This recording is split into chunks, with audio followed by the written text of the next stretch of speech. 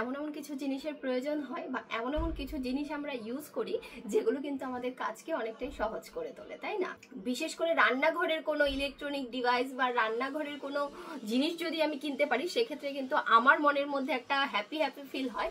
কারণ হচ্ছে আমার কাজটাকে আমি আরো সহজ করে তুলতে পারি, মানে খুব তাড়াতাড়ি করা যায় আর কি। তো সেই জন্য আমি আজকে অনলাইন থেকে একটা জিনিস পারচেস করেছি, যেটা তোমাদের সাথে শেয়ার করবো আর ইউজ করেও দেখাবো। তো এই জন্য আজকে আমি অনলাইন থেকে একটা জিনিস পারচেস করেছি, যেটা তোমাদের সাথে না দেখালেই নয়। চলো ঝটাফট করে শেয়ার করা যাক। এটি হচ্ছে আগারোর এজি grand egg boiler and poacher. জিনিসটি একে তো এত সুন্দর দেখতে, তার মধ্যে থেকে দেখো একসাথে এখানে 4টে ডিম পোচ করা যাবে, সাথে সাথে 8টা ডিমকে একসাথে বয়েল করা যাবে। মানে যাদের ফ্যামিলি মেম্বার ছোট বড় সবার জন্যই অ্যাকচুয়ালি একদম পারফেক্ট একটা সকালের খাবার। দেখো সকালবেলা আমরা যেটাই করি না করি, বাচ্চাদের জন্য ডিম সেদ্ধ করি বা নিজেদের জন্যই ডিম সেদ্ধ করি, তো এইটা কিন্তু একদম এটার জন্য পারফেক্ট। এরকম একটি ট্রে রয়েছে যেটিতে একসাথে 4টে ডিমকে পোচ করা যায়, আর এই ট্রেটির মাধ্যমে একসাথে 8টি ডিমকে বয়েলড করা যায়। এটি হলো একটি মেজারিং কাপ, যেটির সাহায্যে ওয়াটারকে কতটা পরিমাণ জল লাগবে সেটা পরিমাপ করে দেওয়া হয়। এখানে কিন্তু আরও রয়েছে একটি প্রিচিং পিন, যেটির সাহায্যে ডিমটিকে একটুখানি প্রিচ করে দিলে এগ বয়েল হওয়ার পর কোনো রকমের ফেটে যাবে না, অর্থাৎ ক্র্যাক হবে না। আর এটির সাহায্যে কিন্তু ভালো করে ঢেকে দিয়ে ডিমটিকে বয়েল করা হয় বা পোচ করা হয়। সাথে রয়েছে ম্যানুয়াল বুক। আর এটি হলো মেইন ইউনিটটি, এবং এটি পুরোটাই স্টেনলেস স্টিলের বডি। সাথে রয়েছে হিটিং প্লেট এবং food grade transparent top cover.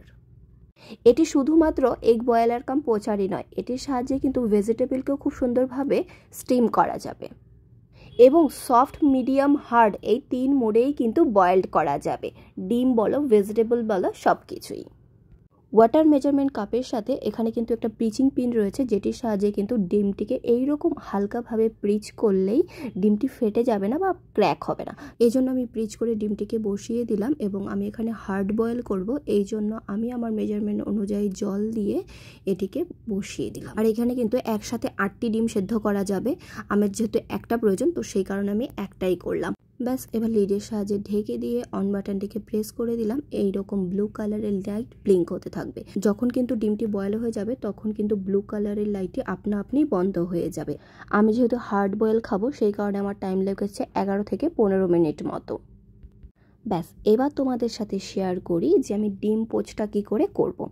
এখানে আমি যতটা পরিমাণ আমার জল লাগবে, কারণ আমি ডিম পোচটা একটু শক্তই খেতে পছন্দ করি, সেই জন্য আমি আমার মেজারমেন্ট অনুযায়ী জল দিয়ে ডিম পোচারের ট্রেটার মধ্যে হালকা একটু অয়েল ব্রাশ করে নিলাম। ব্যাস, এবার ডিমটাকে ফাটিয়ে দিয়ে দেব। দেখবে কত সুন্দরভাবে এটি উঠে আসে। এইরকম একটি মেশিন যদি তোমার বাড়িতে থাকে, সকালবেলা টিফিনের জন্য কোনো রকম চিন্তা কিন্তু তোমাকে করতে হবে না, যেটা ইভেন এখন আমি করা অলরেডি ছেড়েই দিয়েছি। ব্যাস, লিডের সাহায্যে এখন ঢেকে দেব। ডিম পোচারের ডিম ট্রের মধ্যে দিয়ে দিয়েছি। এখন জাস্ট অন সুইচটাকে প্রেস করে আমি এটাকে 5 মিনিটের জন্য রেখে দিলাম। ডিমটা তো সেদ্ধ হয়ে গেছে। এবার তোমাদের সাথে একটু শেয়ার করে দেখাচ্ছি, মাত্র 30 সেকেন্ডে কিন্তু আমার ডিমের খোসা ছাড়ানো হয়ে যাচ্ছে। ঘরের কাজকে এরকম হ্যাসেল ফ্রিভাবে করতে গেলে কিন্তু মাঝে মাঝে এরকম একটি যন্ত্র থাকলে খারাপ হয় না, মানে এরকম একটি মেশিন থাকলে কিন্তু খারাপ হয় না, তাই না? দাঁড়াও, ডিমটি তো সেদ্ধ করলাম, এবার তোমাদের সাথে কেটে দেখাচ্ছি যে কীরকম হয়েছে। দেখো কত সুন্দর ইয়ামি লাগছে দেখতে।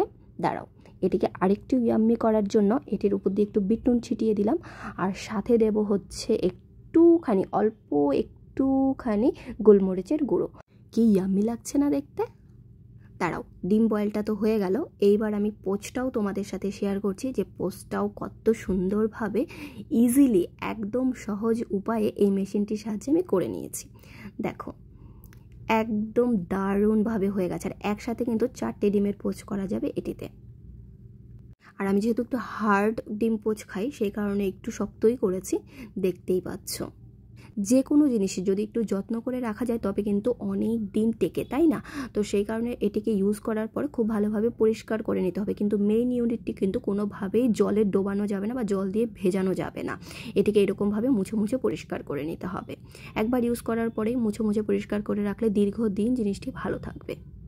তবে আদার্স যে পার্টগুলো আছে সেই পার্টগুলোকে কিন্তু জল দিয়ে ধোয়া যাবে, মানে ওয়াশেবল, কিন্তু মেইন ইউনিটে কোনোভাবেই জলের ইউজ করা যাবে না, মানে জল দিয়ে ধোয়া যাবে না। তোমরা যদি আগারোর এই সুন্দর এগ পোচার কাম এগ বয়লারটি কিনতে চাও, অবশ্যই আমার এই ভিডিওতে সমস্ত লিঙ্ক ডেসক্রিপশনে দেওয়া থাকবে, চেক আউট করতে ভুলো না।